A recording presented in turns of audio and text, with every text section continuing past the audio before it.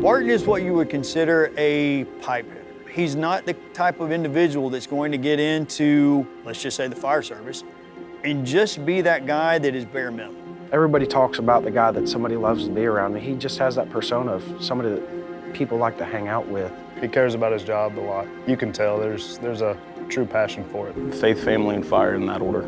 That is his motto, faith, family, and fire, and that's something that Barton has 100% embraced. If I had to describe Jonathan in 3 words, I would say he's strong.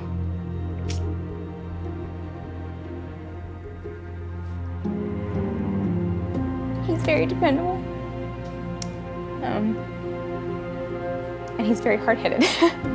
Well, February 11th started like a normal day. Everybody convened in my office and drank coffee.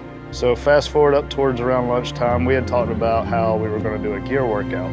Rex and Barton went down to PT the recruits after lunch. When we were sitting in Corey's office, Corey got a phone call. At 2:40, Barton calls me. And he said, hey, can you get a monitor and Canon down here for me? Matt and I couldn't hear the conversation, but we could hear how Corey was changing. And silence. I hear the phone drop, and I'm going, Barton. We get down there, and we see an individual laying at the bottom of the tower. At that point, I had no idea who it was because you just couldn't tell. You see the turnout gear, and Rex Rote was already standing beside him. And within a matter of a few seconds, we realized that Barton was laying there. And he raised his shirt up to expose his chest, and you could see from the nipple line up, he was a totally different color purple. Cannon checks a carotid. Matt ends up with a femoral, and I'm holding his wrist. And all 3 of us confirm at the same time his heart stopped.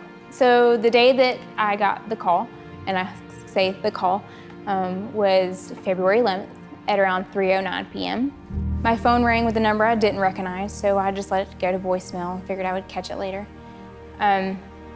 Something told me to maybe look, how it transcribes the voicemail, so I looked at the voicemail after it was transcribed, and I got about halfway through what I was reading, and it said, Jessica, this is Captain Arnold.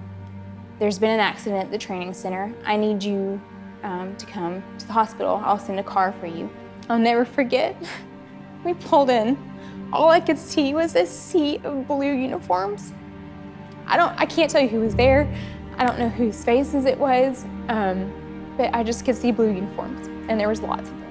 I'll never forget, there was a parade of paramedics, firemen that all brought him in.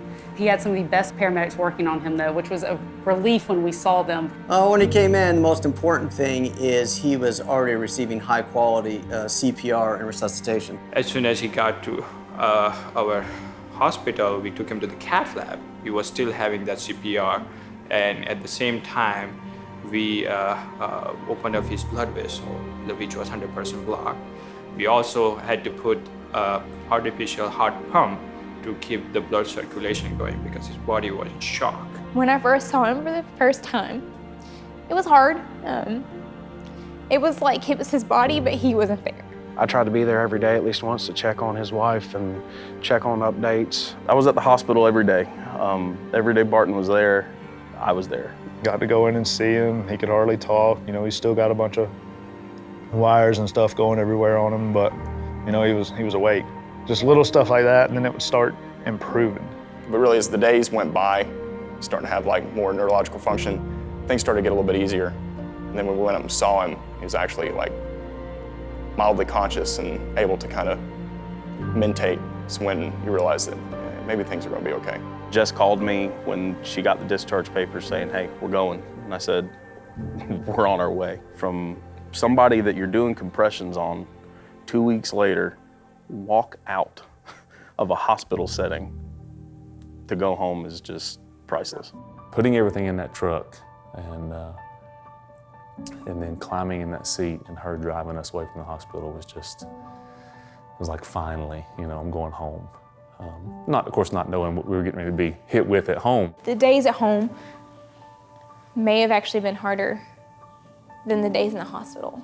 He couldn't go to cardiac rehab because of the pandemic going on. So he's out cutting his own grass and jogging where a lot of people may not have went that extra effort. We were all here the day that Jonathan came in to do his return to work job skills evaluation. So we got to come up here, got it worked out where the whole station got to come up here and watch him do it. He actually did it faster than most of the people in the department. I can be very competitive. And I thought maybe I don't need to try to, really push too hard. Maybe I just take it easy. I'm like, you know what, why are you going slow? You can either do the job or you can't. And if you can't do the job, you don't need to come back. You don't need to be here. And so I picked it up and kicked it into high gear and finished in probably not my best time overall, but it was close. So here we are, 133 days, after he had his heart attack, he's back at work. The early intervention, the recognition, the advanced level of care that we can provide in the emergency setting and in the hospital setting, it was the perfect storm of a success. The thing what saved his life is teamwork. Cardiac arrest is you have to coordinate so many moving parts with different departments, different agencies, different entities.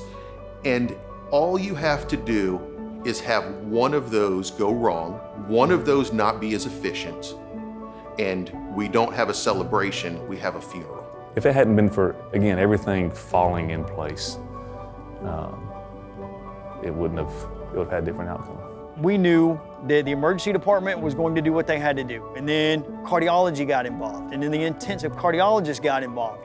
So that teamwork is the reason that he is here and he's back at work. And the reason that he got to hug his kids in a matter of a week or so. I don't think we'll ever be able to repay or thank the people who were there who helped enough. They gave me my husband, my little girl, my little boy, their father. There's not enough thank yous to go around.